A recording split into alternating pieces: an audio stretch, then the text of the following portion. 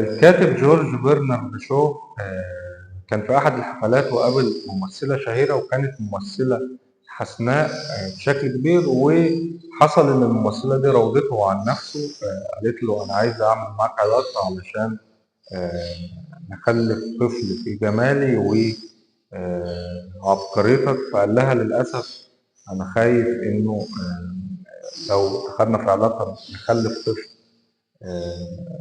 في قبحتي أنا، يعني في وحشتي وفي غبائك. القصة ديت بتدل على حاجة، إن التكاثر بشكل عام أو التكاثر الجنسي، لأنه في أنواع تانية من التكاثر الجنسي من أكثر العوامل بثا للجينات العشوائية. يعني بتلاقي أب وأم مثلا عباقرة لما يجي يخلفوا أبناء بيظهر جينات عشوائية، يمكن الأبناء ما بيكونوش في ذكاء أهاليهم، وأحيانا بيبقى شخصين متوسطي الذكاء أو أقل من المتوسط بيجيبوا شخص نابغة. فتقدر تقول إن التكاثر الجنسي بشكل عام هو أكثر العوامل بثا أو نشرا للجينات العشوائية. على سبيل المثال كان في بنك اسمه بنك نوبل للسائل المنوي، وشغلانة البنك ده إن هو يجمع السائل المنوي للأشخاص اللي حصلوا على جائزة نوبل على أساس إن هم أشخاص عباقرة، ربما في وقت من الأوقات يستخدموا السائل المنوي لتلقيح بويضة ما وينتجوا أطفال بيعتقدوا أو هم عايزينهم يطلعوا عباقرة. لكن جالهم رد من عالم اسمه جورج والدكاه، وقال لهم والله انتوا لو انتوا بتدوروا على سائل منوي ينتج شخص عبقري، انتوا عليكم ان انتوا تاخدوا السائل المنوي لابويا اللي كان خياط فقير من المهاجرين، لان السائل المنوي بتاعه هو انتج جورج والدكاه العالم اللي خد نوبل. اما الحيوانات المنويه بتاعتي انا انتجت صبيين عاديين عازفي جيتار. فمن هنا تقدر تقول ان والله فعلا التكاثر الجنسي ما بيضمنش ان انت كشخص تنقل افضل جيناتك او افضل الصفات عندك. يعني كشخص زي جورج والدكاه كان يتمنى ان هو ينقل الجينات العبقريه عنده او جينات الذكاء لاولاده، لكن بالرغم من كده ما حصلتش المصادفه دي. فعشان كده العلماء فكروا ان هو طيب ما دام التكاثر الجنسي بينقل الجينات بعشوائيه بالشكل ده وما بيختارش افضل الجينات، ف ربما ان احنا زي كائنات معينه بتختار التكاثر اللا جنسي، او تقدر تقول عليه النسخ، انه ليه لا انه شخص عبقري بدل ما يتكاثر جنسيا مع شريك تاني ويقسموا الجينات بتاعتهم، فبالتالي يطلع شخص عشوائي ما هوش واخد افضل الصفات. ليه ما نعتمدش ان احنا ننسخ الشخص نفسه وناخد افضل الصفات فيه. على سبيل المثال من اضرار او من الحاجات اللي بتظهر عن طريق التكاثر الجنسي، عندك مرض اسمه اميبا الخلايا المنجليه. ده مرض بيصيب كرات الدم الحمراء، بيخليها بتلف زي المنجل بالظبط. المنجل هو اداه بتاعت الفلاحين او في الارياف بيقطعوا بيها الاشياء. المهم بيخلي خلايا الدم الحمراء بتتلوى زي المنجل، وما بتبقاش قابله ان هي تنضغط في الشعيرات الدمويه، وده بيبقى مرض خطير. والمرض ده بيتم لو شخص ورث نسختين معيبتين، يعني نسختين فيهم مشاكل من جين معين. هو جين واحد بس اللي بيؤدي الاصابه بمرض اميبا الخلايا المنجليه ده. لو انت ورثت من الاب نسخه ومن الام نسخه من الجين المعيب ده، يبقى عندك اميبا الخلايا المنجليه. لكن لو ورثت نسخه معيبه ونسخه سليمه ما بيجيلكش مرض اميبا الخلايا المنجليه. وكمان اضافه لكده تقدر بيجيلك مناعه ضد مرض الملاريا.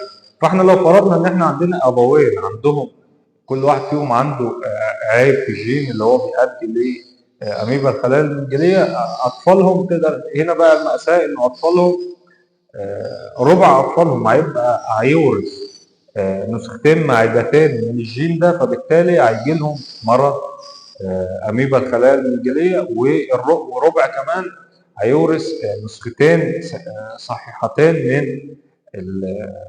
من الجين ده، فهيبقوا معرضين ان هم يصابوا بمرض الملاريا، ما اكتسبوش مناعه ضد مرض الملاريا. فلو هم عاشوا في مكان في ذبابه الانوفليس يقدروا يصابوا ب الملاريا بشكل صحيح. فانت تقدر برضه تقارن عمليه التكاثر الجنسي ده ما بين ابوين عندهم نسخه معيبه من الجين اللي بيؤدي للاصابه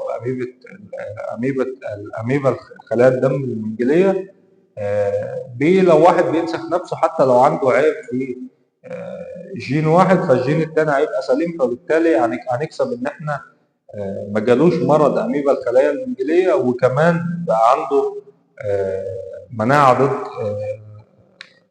الملاريا وبس. ودور او المشاكل اللي بتحصل من التكاثر الجنسي ما بتقتصرش على كده. تعالوا نرجع لجورج برنارد شو اللي هو ممثله راودته عن نفسه. جورج برنارد شو في الوقت اللي هو ظهر فيه كان منتشر بشكل كبير ما بين ناس مصابين بمرض الزهري، ومرض الزهري هو مرض بكتيري بيتعالج حاليا بالمضادات الحيويه، لكن ايام جورج برنارد شو ما كانش ليه علاج، كانوا بيعالجوه عن طريق الزرنيخ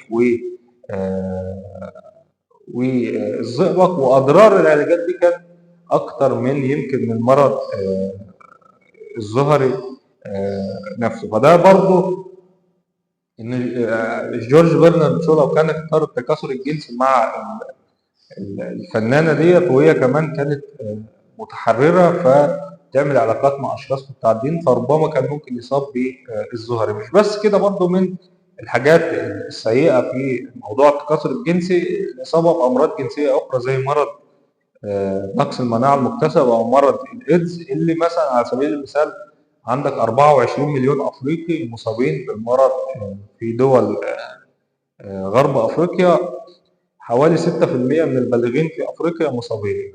وعندك الدول الاكثر اصابه بمرض الايدز 10% من السكان مصابين بالايدز. ومشكله مرض الايدز ان هو مش مرض ملوش علاج، وكمان بيقلل متوسط معدل عمر الفرد ب10 سنين على الاقل. يعني الفرد لو مقدر ليه ان هو يعيش 50 سنه، لو مصاب بالايدز تقدر تقول ان هو هيصاب ب10 سنين.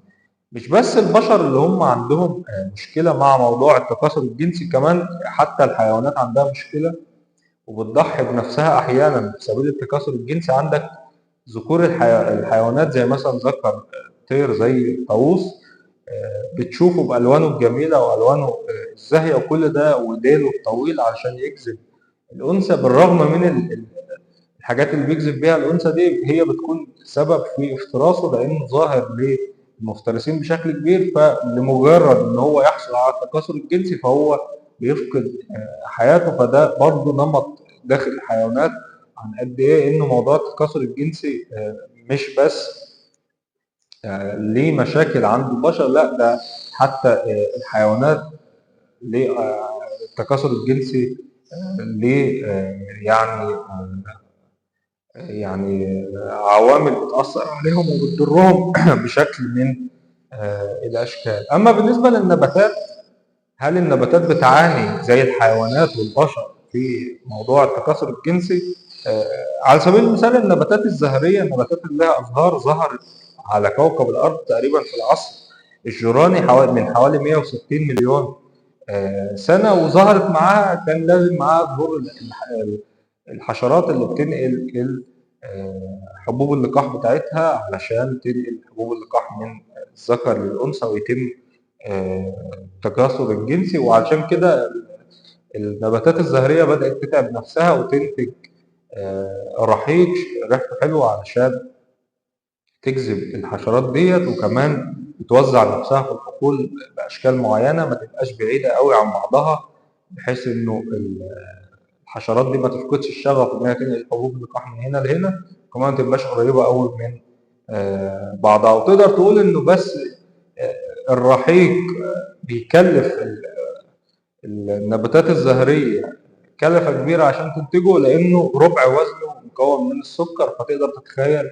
قد إيه الطاقة والمواد الغذائية اللي بتصرفها النباتات ديت علشان تنتج الرحيق في الآخر، اللي هو وسيلة ما لجذب أو لإتمام التكاثر الجنسي عند النباتات. وكمان النباتات الزهرية مش بس هي نفسها بتتعب عشان تحصل على التكاثر الجنسي، لا كمان في مثلا على سبيل المثال طائر زي طائر الطنان. طائر الطنان ده بيلعب دور كبير في الحياة الجنسية للنباتات. هو محكوم عليه ان هو يكون صغير الحجم عشان يقدر يدخل داخل زهور النباتات ويتغذى على الرحيق بتاعها.